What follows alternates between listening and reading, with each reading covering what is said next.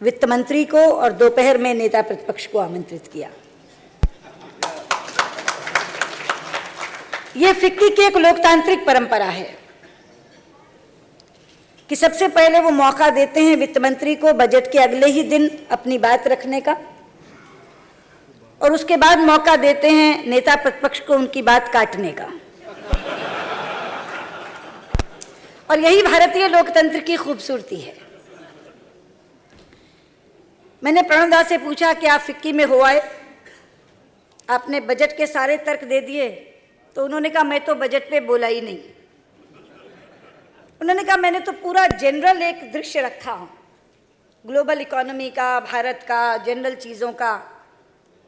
तो मैंने कहा उन्होंने मुझे तो बाकायदा एक विषय दिया है, governance for growth and empowerment, यानी विकास और सशक्तिकरण के लिए सुशासन। तो उस कंपनी की गवर्नेंस अच्छी है, लेकिन उस कंपनी में और क्या होता है, लाभ होता है कि हानि होती है, उसका बाकी प्रबंधन कैसा है, इसको आप मैनेजमेंट में डालते हैं। आपके यहाँ गवर्नेंस और मैनेजमेंट दो अलग शब्द हैं। गवर्नेंस आपके लिए केवल वित्तीय प्रबंधन है, फिनेंशियल मैनेजमेंट, और जितना शेयर होल्डर को मिलना चाहिए उतना उसको मिल गया तो वो घर कहते हुए जाएगा गवर्नेंस बहुत अच्छी है इस कंपनी की, और बाकी सारी चीज़ें मैनेजमेंट के दायरे में आती हैं। लेकिन जब आम जनता सरकार की गवर्नेंस को तोलती है, आम जनता उस गवर्नेंस का आकलन करती है, तो केवल वित्तीय प्रबंधन के आधार पर नहीं करती, वो उस सरकार का प्रभावीपन देखना चाहती है। उसके लिए मैनेजमेंट और गवर्नेंस दो अलग शब्द नहीं है। मैं हरियाणा से आती हूँ, यहाँ शायद हरियाणा के कुछ उद्योगपति बैठे होंगे। हमारे यहाँ गांव में पूछते हैं भाई राज किसा चाहिए, तो जवाब मिलता है सुथरा भी और सख्त भी। Meaning thereby good governance means a clean administration and an effective administration. शासन सुशासन कब बनता है? जब वो ईमानदार भी होता है और प्रभावी भी होता है, तब राज सुराज में बदलता है, जिसे आप गवर्नेंस कहते हैं। वास्तव में आपका अर्थ है कि गवर्नेंस मीन्स गुड गवर्नेंस, क्योंकि ग्रोथ और एम्पावरमेंट दोनों के लिए गुड गवर्नेंस की ज़रूरत है, केवल गवर्नेंस की नहीं। बैड गवर्नेंस दोनों को प्रभावित करती है। इसलिए मैं इन दोनों को अलग अलग ले रही हूँ। एक वो परिभाषा जो आपकी है, उसकी कसौटी पर हम कहाँ खड़े हैं, और एक परिभाषा जो आम जन की है, उसकी कसौटी पर हम कहाँ खड़े हैं।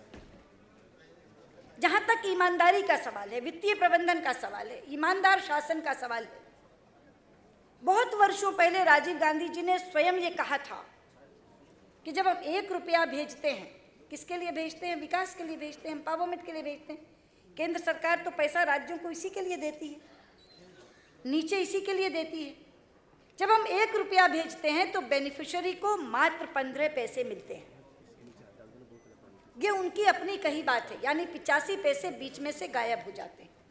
तो किसी ने कहा कि पैसा जब चलता है तो घिसते घिसते घिस जाता है, और केवल 15 पैसे उस बेनिफिशियरी को मिलते हैं।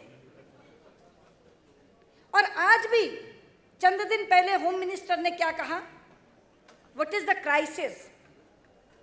Crisis of ethical deficit and crisis of governance deficit. ये दोनों शब्द सरकार के गृह मंत्री के कहे हुए, क्योंकि आज परिस्थिति राजीव गांधी जी के बाद से बदली और सुधरी नहीं है, और बदतर हुई है। क्योंकि अगर प्रोजेक्ट लेने के लिए और लगाने के लिए ही करोड़ों का लेन देन होगा तो ग्रोथ तो प्रभावित होगी ही।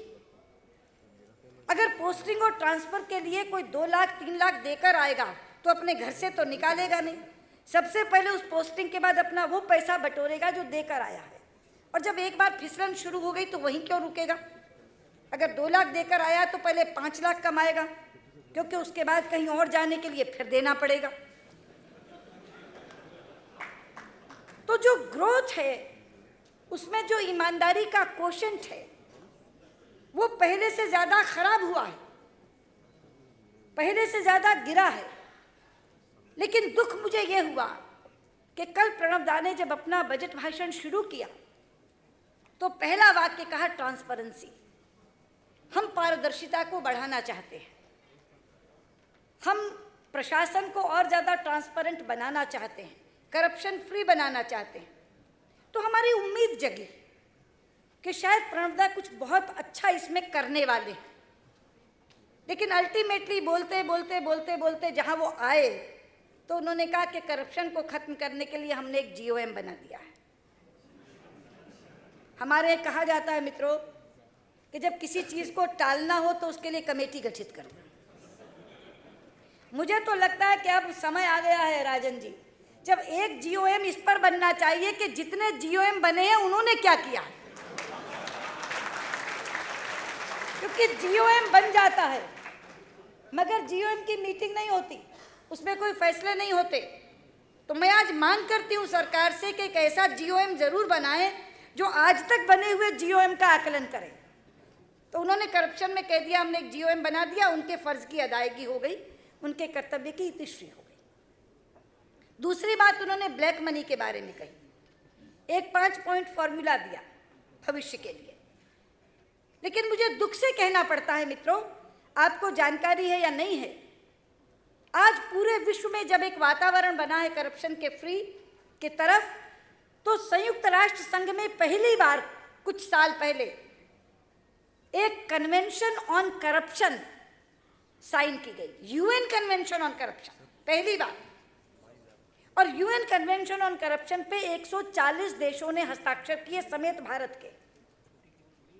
लेकिन उसमें एक क्लॉज था कि वो लागू तब होगी जब वो देश उस कन्वेंशन को रेटिफाई करेगा, यानी अनुमोदित करेगा। अब कुछ देश ऐसे हैं जहां पर अनुमोदन के लिए संसद में जाना पड़ता है, लेकिन भारत एक ऐसा देश है कि वहां रेटिफिकेशन के लिए संसद में नहीं आना पड़ता, केवल मंत्रिमंडल उसको मंजूरी दे सकता है। It can be ratified only by the council of ministers, you need not come to the parliament.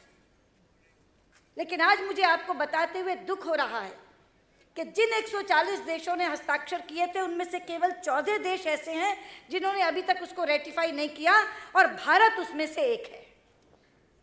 India has not ratified that convention. और मैं देख रही थी कि इन 5 पॉइंट फार्मूला में कहीं तो वो लिखा होगा, क्योंकि वो अपने आप में एक ठोस आश्वासन होता that India will ratify that convention, लेकिन उन 5 फार्मूलों में भी वो कहीं नहीं है। वहां भी उन्होंने DTS की बात की है, टैक्स अवॉइडेंस ट्रीटीज जो है उनके बारे में बात की है, लेकिन उन्होंने कहीं नहीं कहा कि UN कन्वेंशन ऑन करप्शन को हम रेटिफाई करेंगे। और जिस प्रोटोकॉल को अमेंड करने की बात की है, इंडिया और स्विट्जरलैंड के बीच में वो प्रोटोकॉल अमेंड कर रहे हैं, उसमें कैच क्या है, वो अप्रैल 2011 से लागू होगा और उसके बाद की जानकारी आप ले सकेंगे। उसके बाद क्या जानकारी मिलेगी इन्हें? अप्रैल 2011 तक का जब आपने समय दे दिया, आप चोर को कह रहे हैं कि भैया हम आएंगे 2 महीने बाद तुम्हारे घर, वो क्या रखेगा अपने यहाँ? 2011 के बाद की जानकारी लेंगे, और ये भी संसद में कह रहे हैं कि अप्रैल 2011 के बाद की जानकारी लेंगे। तो जिस किसी ने पैसा वहाँ रख रखा है वो रखेगा, वो तो सारा पैसा निकाल लेगा। एक नया पैसा इनको मिलने वाला नहीं है अप्रैल 2011 के बाद। लेकिन जब ये कहते हैं कि हम संशोधित कर रहे हैं प्रोटोकॉल, तो लोगों को लगता है चलिए ये इंडिया और स्विट्जरलैंड के साथ भी कोई प्रोटोकॉल साइन करने वाले हैं। लेकिन आगे की लाइन जब आप पढ़ते हैं कि वो अप्रैल 2011 से लागू होगा प्रोस्पेक्टिव इफेक्ट से, तो 2011 के बाद की जानकारी आपको मिल सकेगी। तो इसलिए मैं कहना चाहती हूँ कि अगर मैं गवर्नेंस की आपकी परिभाषा पर भी इस सरकार को तोलूं, इस सरकार की कार्यशैली को तोलूं या आज के बजट को तोलूं, तो मुझे निराशा हाथ लगी है।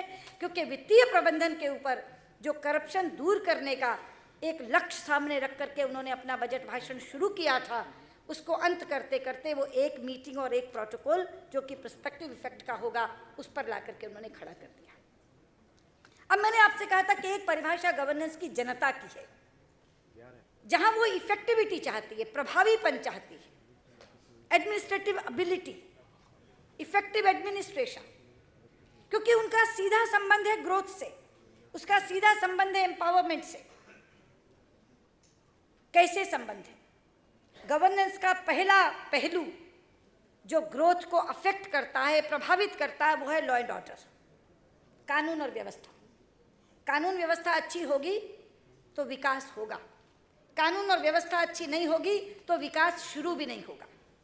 हमारे नॉर्थ ईस्टर्न स्टेट्स और नक्सल प्रभावित क्षेत्र इसका प्रत्यक्ष उदाहरण है।